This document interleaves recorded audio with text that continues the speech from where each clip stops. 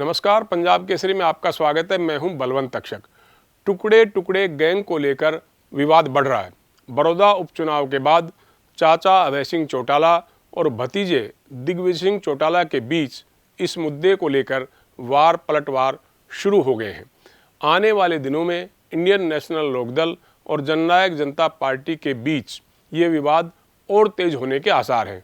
अभय सिंह चौटाला जहाँ ये दावा कर रहे हैं कि भाजपा ने जेजेपी को ख़त्म करने की योजना तैयार कर ली है, वहीं दिग्विजय सिंह चौटाला का कहना है कि इनेलो के लोग जेजेपी की टुकड़े होने की बात कहकर सिर्फ अपना दिल बहला रहे हैं। देखिए रिपोर्ट।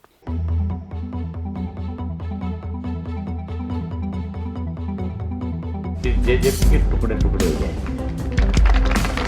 वैसे भी लोग इसको टुकड़े टुकड़े गैंग के नाम से जानते हैं। टुकड़े टुकड़े कहने वाली बात जिन्होंने भी इस देश में, इस दुनिया में कही है, उनके खुद टुकड़े टुकड़े हुए हैं, ये सारे विश्व जानता है।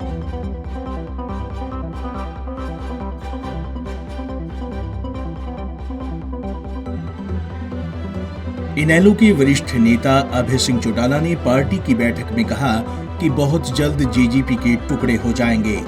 बड़ौदा उपचुनाव के परिणाम आने के बाद इनेलो की मंथन बैठक में उन्होंने कहा कि वैसे भी लोग इस पार्टी को टुकड़े टुकड़े गैंग के तौर पर ही जानते हैं। भाजपा ने जेजेपी को खत्म करने की योजना बना ली है और जल्दी ही ये पार्टी बिखर जाएगी।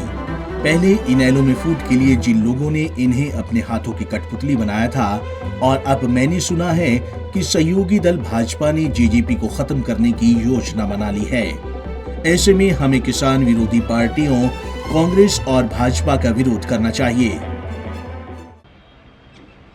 सबसे पहले इसी पार्टी में जिसने आपको कमजोर करने के लिए बीजेपी ने जिन लोगों को अपने हाथ की कठपुतली बनाया था, उसी बीजेपी ने इस पार्टी को कैसे खत्म किया जाए उसके लिए भी योजना बना चुकी है। और बहुत जल्दी इस जेजेपी के टुकड़े टुकड़े हो जाएंगे। वैसे भी लोग इसको टुकड़े टुकड़े गैंग के नाम से जानते हैं और ये गैंग बिखरने वाला है। इसलिए आपको तो टारगेट कांग्रेस को और बीजेपी को करना चाहिए। जिन पार्टियों ने सदा किसान का विरोध किया, उसको लेकर के लोगों के बीच में जाकर के सारी बात करनी। जेजेपी नेता दिग्विजय सिंह चौटाला ने कहा कि जेजेपी को टुकड़े टुकड़े गैंग कहे जाने पर हरियाणा के लोगों के जहन में कौन से चेहरे आते हैं, ये किसी से छुपा नहीं है। डॉक्टर अजय सिंह चौटाला और जेजेपी की छवि सकारात्मक और विकासवादी राजनीति की है, जबकि इनेलो और इस पार्टी के नेताओं को आज अपने अस्तित्व का खतरा पैदा हो गया है। बड़ौदा उपचुनाव में पूरी ताकत लगा देने के बावजूद इनेलो चौथे नंबर पर रही और 5000 वोटों का आंकड़ा भी नहीं छू पाई। 4% वोट हासिल करने पर इनेलो के लोग अपनी बैठकों में जेजेपी के टुकड़े होने की कामना कर अपना दिल बहलाने का काम कर रहे हैं। हाँ, जैसा वो कह रहे हैं कि जेजेपी के टुकड़े टुकड़े हो जाएंगे, या अर्थात टुकड़े टुकड़े गैंग उनने हमें कह दिया। टुकड़े टुकड़े आपने सुना होगा, प्रदेश की, देश की जनता जानती है कि आवाज हमने टेलीविजन पे सुनी है। कश्मीर में देश विरोधी ताकतें, पाकिस्तान में तालिबान में हिंदुस्तान के खिलाफ, नागालैंड में हिंदुस्तान के खिलाफ, बहुत से लोगों ने कहा कि हिंदुस्तान के टुकड़े टुकड़े कर देंगे। ये टुकड़े टुकड़े कहने वाली बात जिन्होंने भी इस देश में, इस दुनिया में कही है, उनके खुद टुकड़े टुकड़े हुए हैं, ये सारा विश्व जानता है। और दूसरा वर्ड उन्होंने यूज किया गैंग का। गैंग और गैंगस्टर्स से जिसका नाता रहा है, ये हरियाणा की प्रदेश की जनता भली भांति जानती है, हमारा तो रहा नहीं। डॉक्टर अजय सिंह चौटाला और जननायक जनता पार्टी की छवि क्या है, ये भी प्रदेश की जनता जानती है। और अभय सिंह चौटाला और उनके साथ जुड़े लोगों की छवि क्या है, ये प्रदेश की जनता जानती है, हमें कहने की जरूरत नहीं।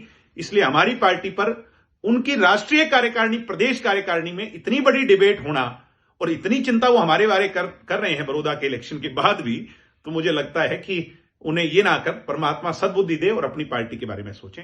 ये सच है कि बड़ौदा उपचुनाव का परिणाम इनेलो नेताओं की उम्मीद के मुताबिक नहीं रहा। खुद पूर्व मुख्यमंत्री ओम प्रकाश चौटाला ने चुनाव की कमान संभालते हुए बड़ौदा क्षेत्र के एक एक गांव का दौरा किया था। बावजूद इसके इनेलो के उम्मीदवार जोगिंदर मलिक को करीब 5000 वोट मिले और उनकी जमानत भी जब्त होगी।